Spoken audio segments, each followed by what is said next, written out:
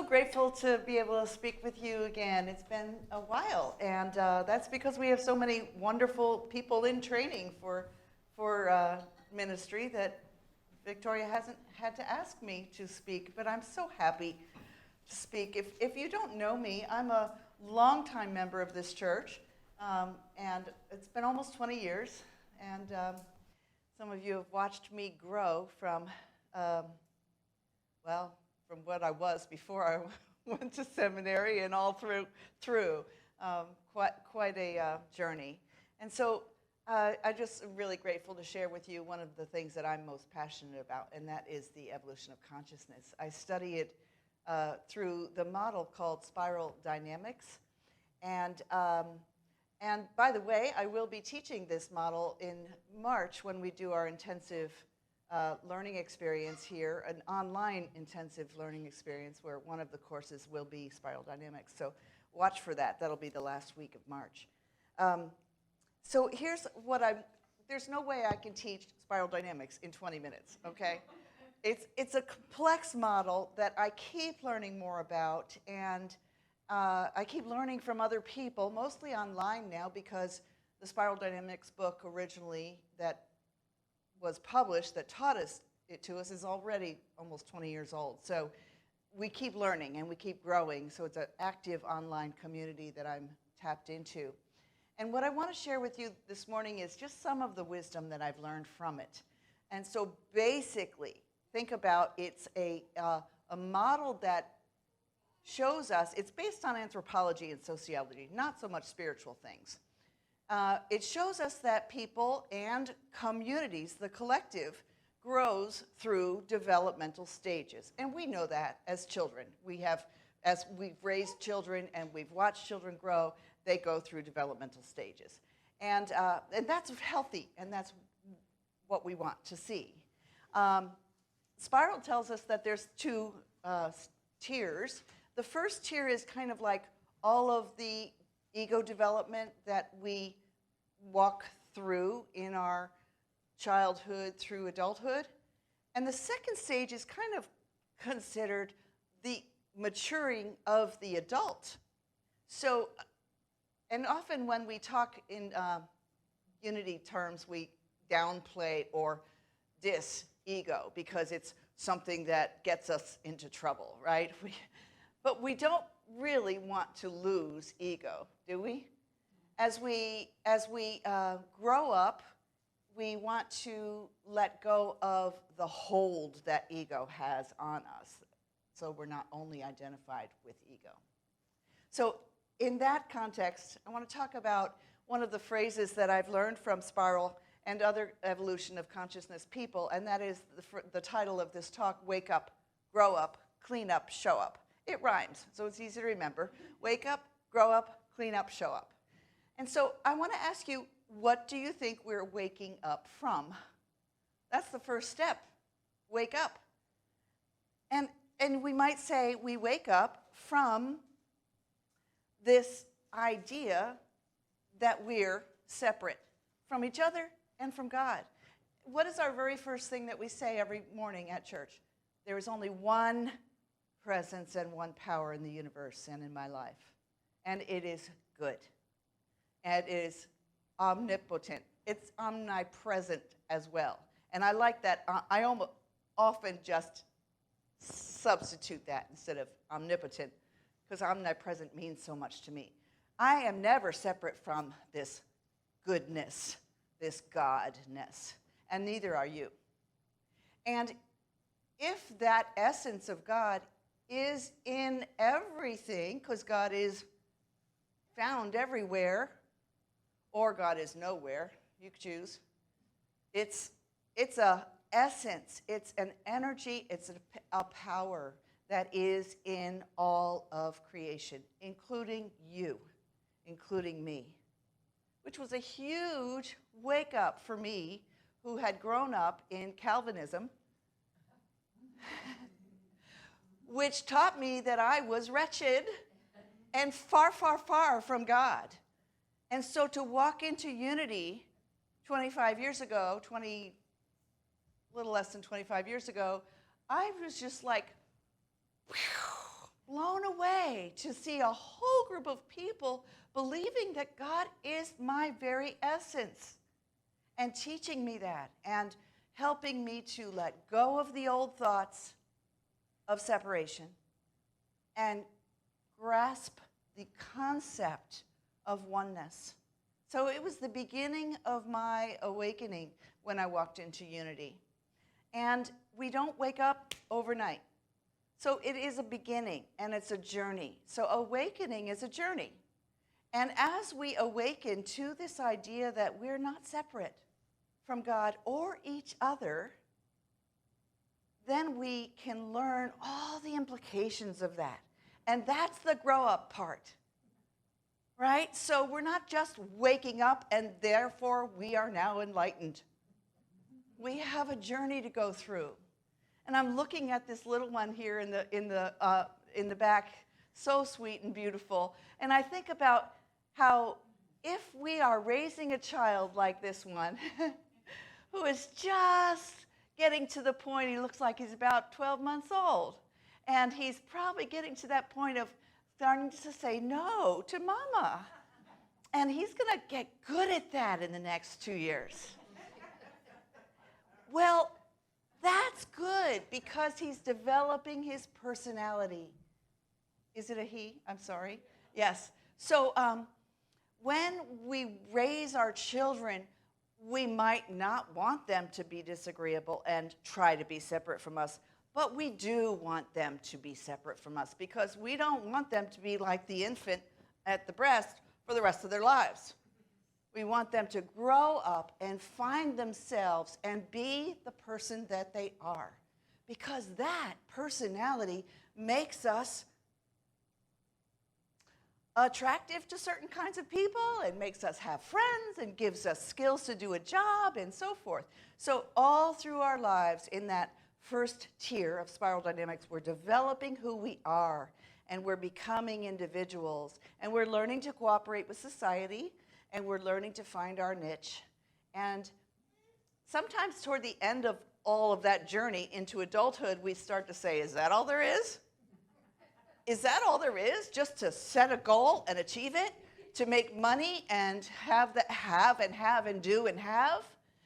And that's when spiral dynamics teaches us that as we move into second tier and wake up, we realize that doing and having isn't all that there is. It's the being that is really rich. It's the being in our space of wholeness. But guess what? Sometimes we take scars into our adultness with us. We have traumas in our lives. We have memories that we perceive as negative. Some of my memories that I've cleaned up, they weren't negative. I just decided that they were. So I've done some of that work. Oh, that's the third step, clean up. So I grow up as an adult, and then I wake up and I grow up some more. And this growing up, when we wake up, is like, we want to get so much information. We want to learn. Like, we got books, 5 books on the desk waiting for us to read, and they're half read. You know, we might be reading from Eckhart Tolle. We might be reading from Adyashanti. We might be reading from the autobiography of a yoga. We might, all these things we're trying, let's say Wayne Dyer, Neil Donald Walsh, Charles Fillmore, Myrtle Fillmore, Emily Cady. They're all always out. I'm picking them up and learning more. And if you're not learning from those names, there's others. Okay? And everybody's saying the same thing from different angles because it's universal truth, that we're one with God, that we don't have to be an enemy to ourselves or others. We don't even have to distinguish ourselves from others, even socially and culturally. So that takes time and that takes cleanup.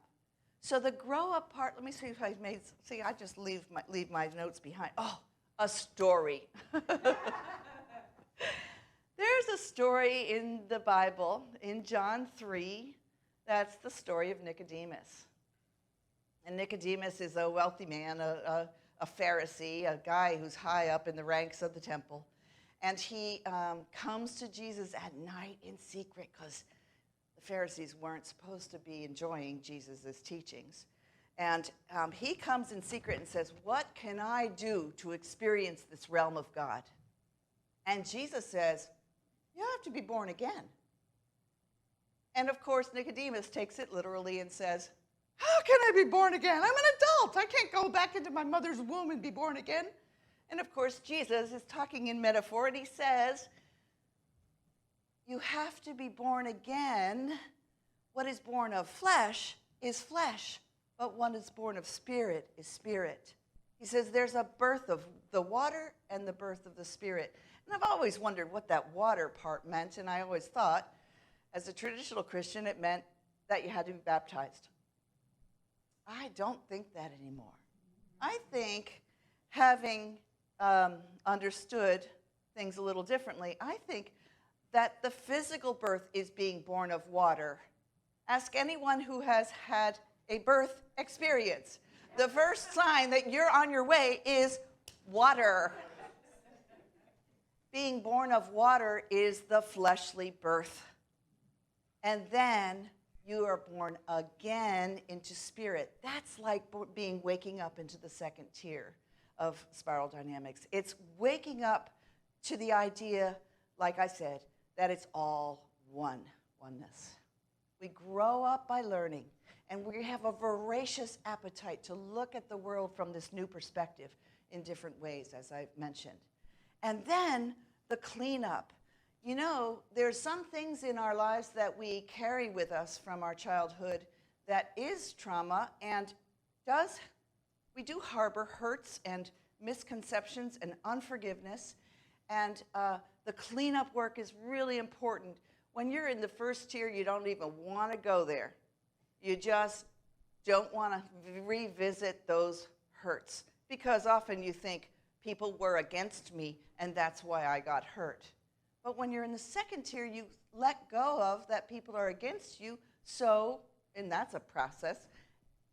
So how can I let go of that? We do things like Eye of the Storm by Gary and Jane Simmons, which some of us did last summer together, last spring. We do things like the Byron Katie work of reframing our stories. We do things like therapy and group book studies where we can talk about our pain and tell our stories and release that pain to others, loving care. And that's part of the growing up. The cleanup part is growing up. I also think we have to realize that this seed of divinity is planted in us. So when we wake up, it's just beginning to sprout. And the grow up and the cleanup is nurturing that consciousness of empowerment, divinity. That's why we teach 12 powers, because if everybody says to you, you are the very essence of God, or the very divinity of God is within you, you might say, well, what does that look like? Who is God? What is God? And when we look at the 12 powers, we can see God is the very essence of wisdom, love, enthusiasm, strength, perseverance, order, power, mastery. I've just named about 6 of them. And these powers are the things that we can nurture consciously to be the grown-up adult in the spiritual dimension that we want. So, you know, the other thing that Jesus said is, you are the light of the world. And he meant that all of us are. And he also said, if you have a light, you're going to light it so everyone can enjoy the light. You're not going to hide it under a bushel basket, he said. And sure enough, why would I wake up, grow up, clean up, and then hide it? The last line is show up. What are we showing up as? The very divine people, essences that we are. And how can we do that? We can shift our minds by reprogramming our thoughts. And as I said, when I came to Unity, my first Unity church was the Unity in Durham. And a beautiful congregation it was. And one person told me about affirmations that I had never heard about affirmations before. I walked in completely blind to Unity. I was blown away. It was wonderful. And so somebody grabbed a scrap of paper from the back table and wrote something down for me that she thought it would fit. And she says, say this every day and tell me how it goes by next week when you come back. And by the way, the first week I was there was the beginning of successive weeks that I never missed from then on, because I wanted to learn and learn and learn. And this person gave me an affirmation that says, I am the radiant essence of God. Now, I was a miserable, depressed, and anxious Calvinist. If any of you know Calvinism, you know what I mean. And it's just really a dark theology. And so you're always groveling and asking God to forgive you and save you, so similar to Baptist. And when she gave me that, I read it, I am the radiant essence of God, and I thought, no, I'm not. I am not. But she said, say it. So I did that fake it until you make it kind of thing, although I didn't know that phrase at the time. I just said, okay, I'll say it. And every time I said it, the little voice in my head said, yeah, sure, or no, you're not, or that's a lie. But I said it anyway. And I said it for years. I came to this center about 4 years after I found Unity in Durham and worked some more with Mark Malachi was the spiritual leader then, and he worked with me and others to really grow up and clean up. And one day, one of the people in this very building said to me, Pat, you are so radiant. And I remembered what I had said to myself over and over again, not thinking that I was, but I was growing into that. And now I have so much more enthusiasm than I ever imagined that I could. In fact, people can't believe that I used to be depressed and anxious. So there's just a lot of gratitude in that for Unity and what it's taught. The growing up and the cleaning up are hand in hand. As we grow up in greater knowledge, we're also brave enough, courageous enough to dig into those shadows and heal those scars and release those stories of victim and persecution of whatever kind we feel we've had in our lives. So that, and why would we do all that? So we can shine like the radiant essence that we are. So we can be like the beautiful 1-year-old who is full of his glory before he gets all the scars of childhood, teenage, whatever he's going to grab onto in his life, latch onto as his story. Right now, he's the most radiant essence we all love to watch our little ones huddle around because they're so explorative and so innocent and so radiant. That's exactly where we can be once again when we grow up and clean up. We can be that radiant essence. And it is a light to the world for all those who aren't feeling this enthusiasm. And they can catch on and they can say, how did you get there? And we can tell them some of the tools that we've learned, like the affirmations, like studying the 12 powers, like going to groups to study a book together. And so it is our privilege and our delight to be able to step into that understanding that we truly are the light of the world.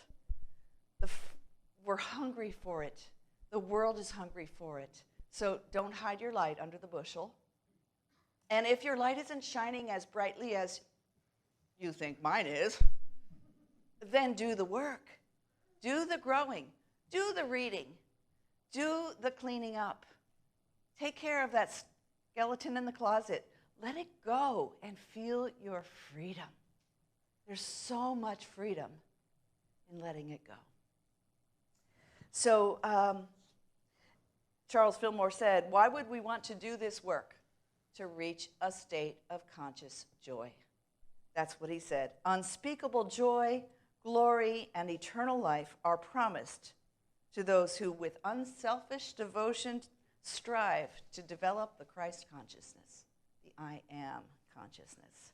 So show up as the light of the world. Are you willing to start? Have you been? Are you willing to keep learning, growing, uncovering those secrets in your subconscious so that you can bring them to the light and free them? I'd like to invite you to say this with me. I am a radiating center of the oneness. I am a radiating center of the oneness. Think about what that means. Your very heart, your wisdom, love and wisdom, right in the core of your body. That is your radiating center. And what are you radiating? Oneness. We're all one. There's so much more. I know you can feel the implications of that when we talk about how we have disagreements with neighbors and we are polarized all over the place in our world right now. But if you can keep remembering, being centered, I am a radiating center of oneness. Say it again with me. I am a radiating center of oneness. Thank you. So it is.